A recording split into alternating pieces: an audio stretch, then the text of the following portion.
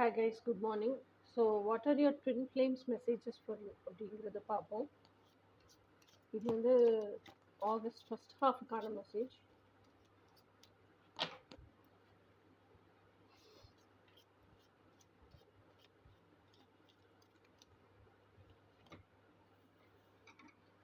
Three of swords. Three of swords அப்படின்னாலே வந்து அதுவும் இந்த த்ரீ ஆஃப் ஸ்வாட்ஸ் வந்து எப்படி இருக்குன்னா, இது வந்து டைரெக்டாக ஹார்ட்டில் குத்துன மாதிரி இல்லை. கட்டில் இருக்கு, கட்டிலுக்கு பக்கத்தில் இருக்கிற ஒரு ஸ்பாஞ்ச் பில்லோ, அந்த பில்லோவில் 3 கத்தி சொருகி நிற்குது. So it is like a warning sign.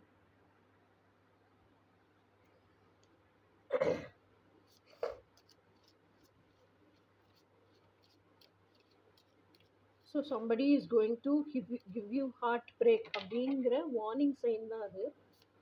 So be ready, be cautious. அப்போ யார்கிட்டையும் பழகிறதுக்கு முன்னாடியும் be cautious, set your boundaries. இதெல்லாம் தான் அந்த த்ரீ ஆஃப் ஸ்வாட்ஸ் குறிக்குது. ஸோ இப்போ நம்ம பார்க்குறது ஃபுல்லாகவே உங்களோட ட்வின் ஃப்ளேமோட மெசேஜஸ் உங்களுக்கு என்னென்னு தான் பார்த்துட்ருக்கோம். அப்போ உங்கள் ட்வின் ஃப்ளேம் என்ன சொல்கிறாங்கன்னா, யார்கிட்டையும் பழகிறதுக்கு முன்னாடி பி வெரி காஷியஸ். அடுத்த கார்டு வந்து ஃபோர் ஆஃப் ஒன்ஸ். வா, அடுத்த கார்டு வந்து four of wands. Four of ஒன்ஸுங்கிறது ஊர் கூட்டி எல்லாரையும் இன்வைட் பண்ணி எல்லாரையும் சர்ச்சுக்கு வர சொல்லி அந்த சர்ச்சு உள்ள நடக்கிற செலிப்ரேஷன் தான் ஃபோர் ஆஃப் ஒன்ஸ். ஓகேயா, இது வந்து four of wands card. Four of wands எதை குறிக்குது அப்படின்னா பயங்கரமான செலிப்ரேஷன். ஸோ இந்த காஷன் மெசேஜ் உங்களுக்கு கொடுத்துட்டாங்க. காஷன் மெசேஜ் கொடுத்ததுக்கப்புறம் ஸோ நீங்கள் பிரேக்கப்புக்கு போகலை, இன்னும் போயிடாதீங்கிறதுக்கு இது காஷன் மெசேஜ். அடுத்த நிகழ்வா என்ன நடக்குது, இதெல்லாம் உங்களுக்கு வர்ற மெசேஜஸ். ஓகேயா, ஸோ அடுத்த நிகழ்வு என்னன்னா four of wands. Four of ஒன்ஸுங்கிறது there is going to be happy moments in your life. உங்கள் வாழ்க்கையில் சந்தோஷம் இருக்கும், ஹாப்பினஸ் இருக்கும். அதே மாதிரி ஊர் கூடி உங்களை மெச்சுற அளவுக்கு, நீங்கள் ஊர் கூடி செலிப்ரேட் பண்ணுற அளவுக்கான நிகழ்வுகள்லாம் வாழ்க்கையில் வரும். ஸோ அதெல்லாம் என்ஜாய் பண்ணுறதுக்கு ரெடியாக இருங்க, எப்போவுமே அந்த மைண்ட் செட்டில் இருங்கன்னு சொல்கிறது தான் ஃபோர் ஆஃப் ஒன்ஸ் கார்டு.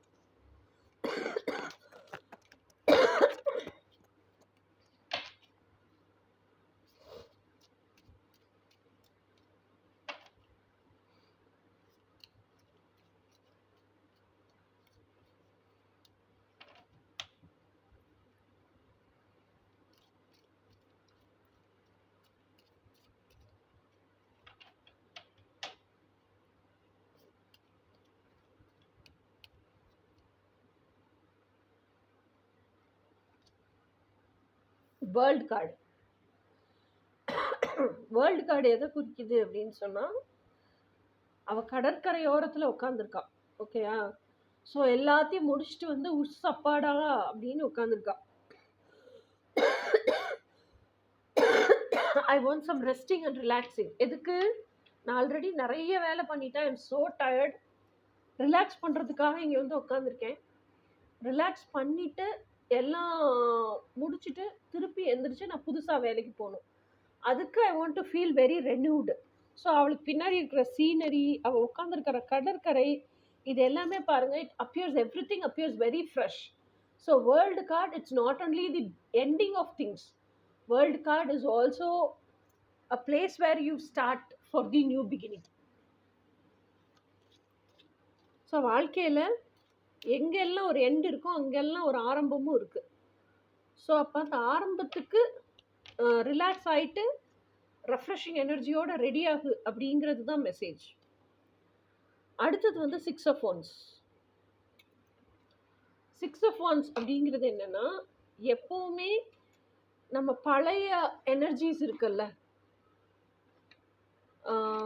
எப்படி சொல்கிறது, ஆல்ரெடி நம்ம வந்து இட்ஸ் நாட் சக்ஸஸ்ஃபுல், இல்லை ஆல்ரெடி நமக்கு பிடிக்காத எனர்ஜிஸ் இருந்திருக்கும்ல, அந்த எனர்ஜியிலேயே உழைச்சி போராடிட்டே இருக்கும்போது சலிப்பு தட்டிடும். ஓகேயா, எப்போ நீங்கள் வந்து பல எனர்ஜியெல்லாம் ரிலீஸ் பண்ணிவிட்டு லெட் கோன்னு விட்டுட்டு புது எனர்ஜியோட உழைக்க ஆரம்பிக்கிறீங்களோ, அப்போ you will work 100 times much pastor and better. அப்போ ஆட்டோமேட்டிக்காக உங்களோட க்ரியேட்டிவிட்டி இம்ப்ரூவ் ஆகும், ஆட்டோமேட்டிக்காக ப்ரொடக்ஷன் இம்ப்ரூவ் ஆகும், ஆட்டோமேட்டிக்காக உங்களோட எப்படி சொல்கிறது, இமேஜினேஷன்ஸ், விஷன்ஸு, எக்ஸ்ப்ளோரிங் கெப்பாசிட்டி, இதெல்லாம் பயங்கரமா எக்ஸ்பேண்ட் ஆகும். எக்ஸ்பேண்ட் ஆகும்போது அந்த பெர்செப்ஷனும் சேஞ்ச் ஆகும். அப்போ ஆல்ரெடி மார்க்கெட்ல இருக்கிறது இல்லாம யூனிக்கா புதுசு புதுசா இன்னோவேட்டிவா நிறைய விஷயங்களை கொண்டு வர முடியும்.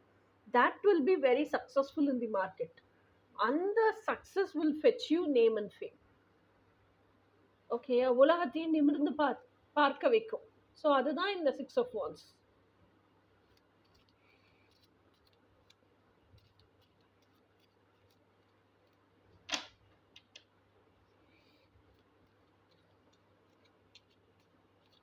இது எல்லாமே உங்க ட்வின் ஃப்ளேமோட மெசேஜ் உங்களுக்கு.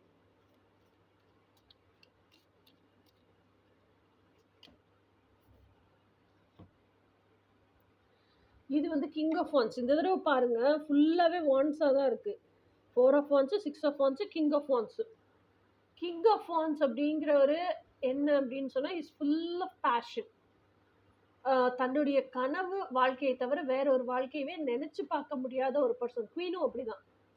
And king of wands is an action taker. உட்காந்து மென்டலாக ஒரு ஐடியா ஃப்ரேம் ஸ்ட்ரக்சர் பண்ணாருன்னா அந்த ஐடியாவே யோசிச்சுட்டே உட்காந்துருக்க மாட்டார். அடுத்த நிமிஷம் அதை எக்ஸிக்யூட் பண்ணுறதுக்கு கிளம்பிடுவார். அதே மாதிரி அவரோட ட்ரீம் லைஃப்பை ரியாலிட்டியில் வாழ்கிறதுக்கு தான் ஹில் பி பேஷனேட்டே தவிர மற்றபடி இந்த சோஷியலி கண்டிஷன்டு லைஃபு அது இதெல்லாம் வாழ்கிறதுக்கு அவருக்கு விருப்பமே இருக்காது. He is a person like that. அதுக்கப்புறம் he is very meditative, very professional. எப்படி சொல்கிறது, he is very trustworthy. அவரை நம்பி நம்ம போனோம்னா கண்டிப்பாக அவர் செஞ்சு தருவார். அந்த மாதிரி is a very good sales personality. மண்ணை கொடுத்தீங்கன்னா கூட விற்று காசாக்கி கொண்டு வர விற்ற தெரிஞ்ச ஆள். அதுக்கப்புறம் பயங்கர ஃபெரோஷியஸ் பர்சனாலிட்டி, பயங்கர அத்தாரிட்டேட்டிவ் பர்சனாலிட்டி. ஸோ இந்த அளவுக்கு உங்களை நீங்கள் உயர்த்திக்கணும். இந்த பேஷன் மட்டும்தான் உங்களை அந்த அளவுக்கு உயர்த்தும் அப்படிங்கிறது தான் உங்கள் ட்வின் ஃப்ளேம் உங்களுக்கு மெசேஜாக கொடுக்குறாங்க. ஓகே, ஸோ இனி what are the actions they are going to டேக்குங்கிறத பார்ப்போம். இது வரைக்கும் உங்கள் ட்வின் ஃப்ளேமோட மெசேஜஸ் உங்களுக்கு என்னன்னு பார்த்தோம். இனிமே what are the actions they are going to டேக்குங்கிறத பார்ப்போம்.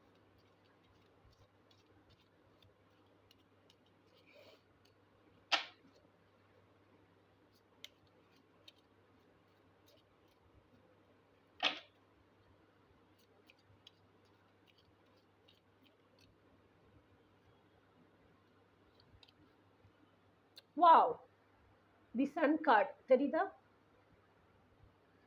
ஸோ அப்போது அந்த இங்கே ஒருத்தவங்க இருக்காங்க, இங்கே ஒருத்தவங்க இருக்காங்க, இங்கே ஒன்று இருக்குது. அப்போது இது என்னென்னா ஒன்று அடல்ட் செல்ஃபு, ஒன்று இன்னர் சைல்டு, ஒன்று ஹையர் செல்ஃபு.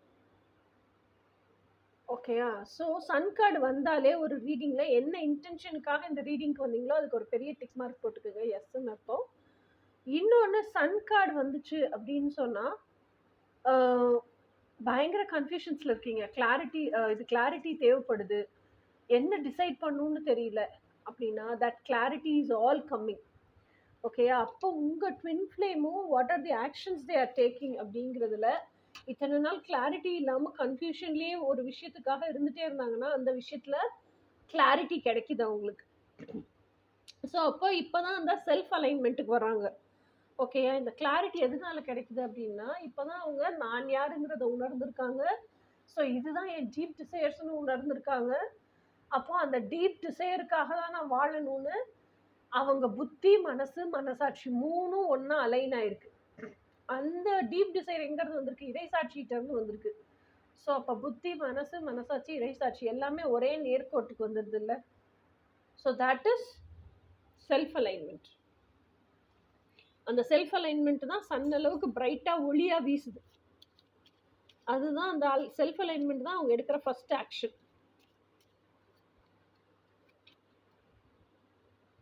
5 of Pentacles தெரியுதா? 5 of Pentacles அப்படிங்கிறது எதை குறிக்குது அப்படின்னா என்னை பொறுத்த வரைக்கும் இந்த கார்டில் ஐசோலேஷன் அந்த மாதிரி எனக்கு தோணலை. ஆனால் 5 of Pentacles என்ன அப்படின்னு சொன்னால் she needs a place to be by herself. அவங்க யாருமே டிஸ்டர்ப் பண்ணாத ஒரு இடத்துல அவங்களா இருந்து நிறைய விஷயத்தை யோசிச்சு தீர்மானங்கள் எடுக்கணும். யோசிச்சு தீர்மானங்கள் எடுத்த விஷயத்த எப்படி செயல்படுத்திக்கிறதுன்னு பிளான் ஆஃப் ஆக்ஷன் வேணும். அந்த பிளான் ஆஃப் ஆக்ஷன் எங்க இருந்து வேணாலும் எக்ஸிக்யூட் பண்ணிக்கலாம். ஆனா இதுக்கெல்லாம் தனிமையா அவங்களுக்கு ஒரு இடம் வேணும், அமைதியான ஒரு இடம் வேணும், அவங்களுக்கு நிம்மதியான ஒரு சூழல் வேணும், அவங்களுக்கு யோசிக்கிறதுக்கான மனநிலை வேணும். இதுக்கு எல்லாத்துக்காகவும் அவங்கள தனிமைப்படுத்திக்கிறாங்க. இதுதான் இந்த 5 ஆஃப் பென்டக்கிள்ஸ் சொல்லுது. Next action. அது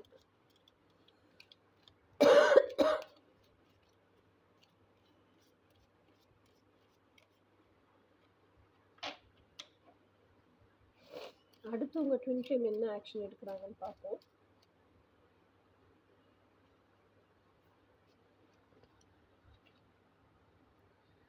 எயிட் ஆஃப் கப்ஸ்.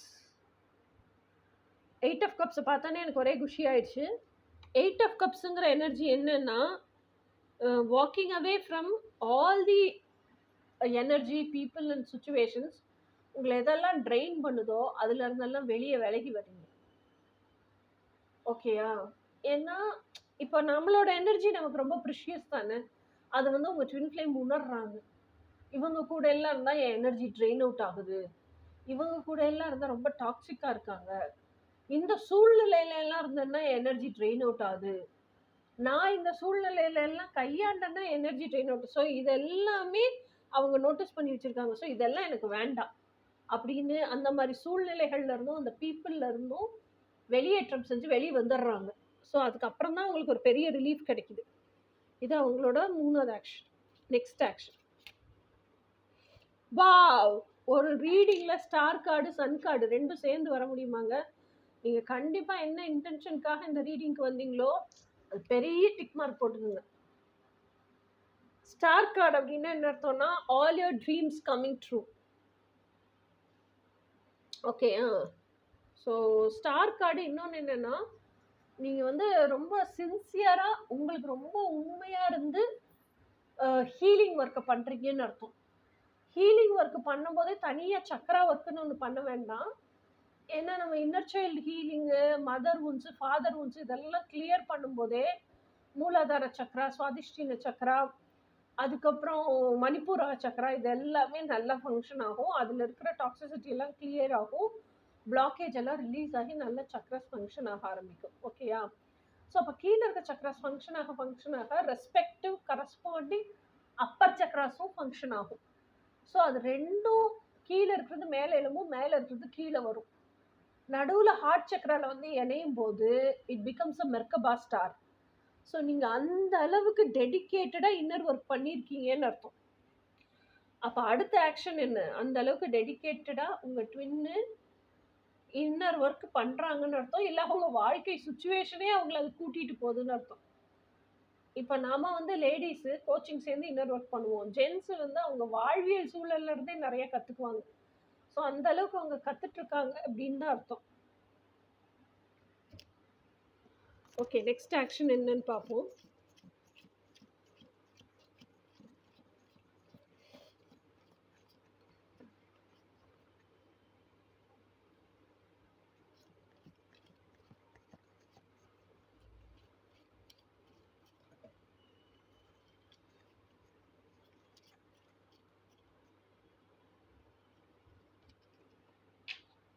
அடுத்த கார்டு டெவில் கார்டு.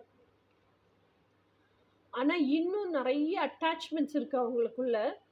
இந்த டெவில் பாருங்க ரொம்ப டிஃப்ரெண்ட்டாக போட்டிருக்காங்க. அந்த அட்டாச்மெண்ட்ஸ்ல இருந்தெல்லாம் வெளியே வர்றதுக்கு ட்ரை பண்ணுறாங்க. நம்ம யூஸ்வலாக ஆர்த்தடாக்ஸ் டெக்கில் இருக்கிற மாதிரி, யூஸ்வல் டெக்கில் இருக்கிற மாதிரி சங்கிலி போட்டு பிணைச்சு அப்படியெல்லாம் வைக்கல. பட் ஸ்டில் அந்த டெவில் வந்து அவங்களுக்கு ஃப்ரீயாக தான் விட்டுருக்கு. அந்த பசங்க நினச்சா எப்போ வேணாலும் கிளம்பி போயிடலாம், அந்த மாதிரி தான் இருக்குது. ஸோ இட் இஸ் என்ன சொல்கிறது, இன்னும் அந்த சைடு உங்கள் ட்வின் ஃப்ளேம் வந்து ரியலைஸ் பண்ணணும். நிறைய ரியலைஸ் பண்ணி நம்ம இவ்வளோ அட்டாச்மெண்ட் இஷ்யூஸில் இருக்கோம், இதில் இருந்தெல்லாம் வெளியே வரணும் அப்படின்னு சொல்லிட்டு ஃபஸ்ட்டு அட்டாச்மெண்ட் இஷ்யூவில் இருக்கோங்கிறத ரெகக்னைஸ் பண்ணணும். அப்புறம் தானே அட்டாச்மெண்ட் இஷ்யூஸை லெட்கோன்னு விட்டுறதுக்கு கற்றுப்பாங்க. அப்புறம் தான் டிட்டாச்மெண்ட்டை ப்ராக்டிஸ் பண்ணுறது கற்றுப்பாங்க. ஸோ இதுதான் வந்து, ஆனால் இப்பப்போ ரியலைஸ் பண்ணுறாங்க நம்ம நிறைய அட்டாச்மெண்ட் இஷ்யூஸில் இருக்கோங்கிறத ரியலைஸ் பண்ணுறாங்க. ஸோ அது ரியலைஸ் பண்ணிவிட்டு அது என்ன சொல்கிறது, எப்படி அட்டாச்மெண்ட்லேருந்து வெளியேறணுங்கிற நாலேஜ் கெயின் பண்ணுறாங்க. இதுதான் இப்போதைக்கு அவங்க செய்கிற ஆக்ஷன். ஓகே, ஸோ இதெல்லாம் அவங்களோட மெசேஜஸ், இதெல்லாம் அவங்களோட ஆக்ஷன்ஸ்.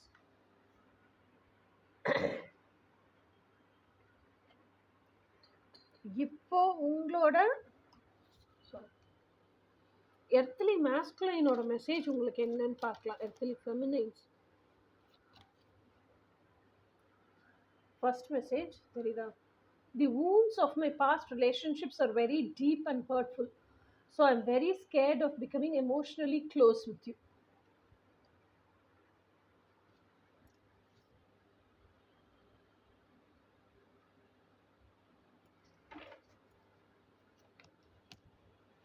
அடுத்தது வந்து sometimes thinking about my past hurtful relationships, I am avoiding you, but the fear of I might lose you is really scary and I'm unable to sleep at nights. இதெல்லாம் வாசிக்கிறதே உங்களுக்கு புரியும்னு நினைக்கிறேன். ரொம்ப simple இங்கிலீஷ்ல தான் இருக்கு.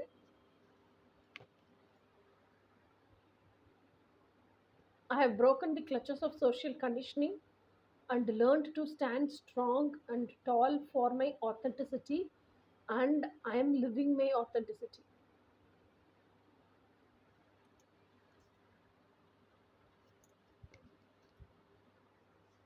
I want to forget you and move on with my practical life. But the more I want to forget you, the more I'm remembering you. It's suffocating. இதுதான் உங்க எர்த்லி மாஸ்குலைனோட மெசேஜஸ் உங்களுக்கு.